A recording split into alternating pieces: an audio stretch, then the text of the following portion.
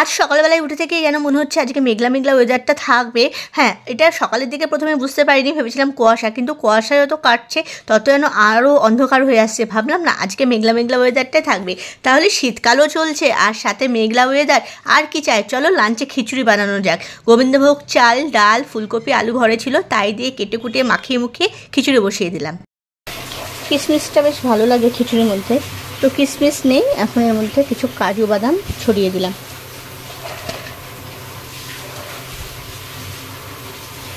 আর আমাদের বাড়িতে প্রত্যেকেই, আমার এই বাড়ি ও বাড়ি মানে আমার দুই বাড়ি, বাপের বাড়ি শ্বশুর বাড়ি দুই বাড়িতেই প্রত্যেকে প্রচুর পরিমাণে খিচুড়ি ভক্ত। মানে খিচুড়ি পাশে একটু আলুর দম বা একটু ওই ঘ্যাট জাতীয় কোনো তরকারি হোক, বাঁধাকপি ফুলকপি হলে তো কথাই নেই। তো সব মিলে যাই থাকুক আর কিছু না থাকুক, একটা ডিমের অমলেট দিয়ে হলেও খিচুড়ি হলে সবার মুখে হাসি, সবাই ভীষণ ভালোবাসে। আমার ওকে ওকে লাগে, মানে ভালোও লাগে, ভালোও লাগে, আবার খুব যে বেশি ভালোবাসি তাও নয়।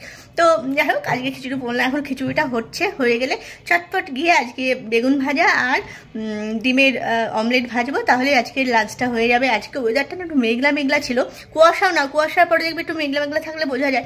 আর আমার সাথে এটাই হয় যে খিচুড়ি আমি বৃষ্টি দেখে বসালেও রোদ উঠে ঝলমল করে আকাশ হাসতে থাকে। মানে আমার সঙ্গে খিচুড়ির সাথে রোদের একটা শত্রুতা এরকম চলতে থাকে। দিনের বেলায় খিচুড়ি করলে যদি বৃষ্টি দেখে খিচুড়ি করে রোদ উঠে যায়, মেঘলা দেখে খিচুড়ি করলেও রোদ উঠে যায়, এটাই হতে থাকে। আর রোদ উঠে গেলেও এখন সেরকম কোনো প্রবলেম হবে না। হ্যাঁ, এখন দেখবে বর্ষাকালে খিচুড়ি খাওয়া যায়, কিন্তু গরমকালে রোদের মধ্যে খিচুড়ি খেতে ভালো লাগে না।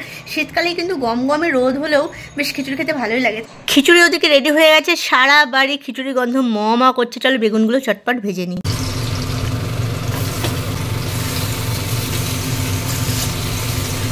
তোমরা কারা কারা খিচুড়ি খেতে ভালোবাসো, আর যদি সেটা হয় গোবিন্দভোগ চালের খিচুড়ি। তবে গোবিন্দভোগ চালের না অনেক রকম কোয়ালিটি থাকে, যদি সে চালটা ভালো হয় তাহলে গোবিন্দভোগ চাল দিয়ে বানানো পোলাও বলো, পায়েস বলো, খিচুড়ি বলো, সব খিচুড়ি দেখবে একটা আলাদা অন্যরকম একটা মাত্রা এনে দেয়। তো যাই হোক, এখানে খিচুড়িটা কিন্তু অনেক আগেই হয়ে গেছে, বেগুন ভেজে নিয়েছি, ডিমের অমলেট করে নিলাম। এবার খেতে দেওয়ার পালা চলে এসেছে, খেতে দেবো চটপট। তবে এই খিচুড়ির মধ্যে আরও বেশ কিছু সবজি দিতে পারলে ভালো হতো, কিন্তু অত সবজি ঘরে ছিল না, যা যা ছিল তাই দিয়েই বসিয়ে তো দিয়েছি।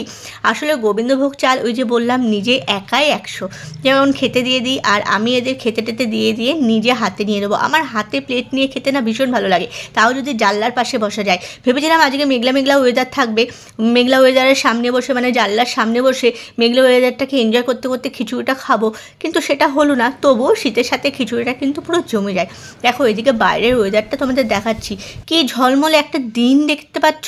আমি তো মানে অন্যরকম একটা আশা করেছিলাম যে একটু হয়তো চিপচিপে করে বৃষ্টিও পড়বে, 2-3 দিন আগে একটু বৃষ্টিও হয়ে গেছিলো, তো সেটা তো হলো না। মেঘলা ওয়েদার থেকে শেষকালে হয়ে গেল একদম রোদ ঝলমলে একটা দিন। দেখতে পাচ্ছ আকাশটা দেখেই বোঝা যাচ্ছে একদম ঝলমলে, এমন ওই শরৎকালের আকাশ দেখতে পাওয়া যায় ঠিক সেরকম। যাই হোক, আকাশের পরিস্থিতি যাই হোক না কেন, আমার হাতে আছে খিচুড়ি, সেটাকে এখন এনজয় করি।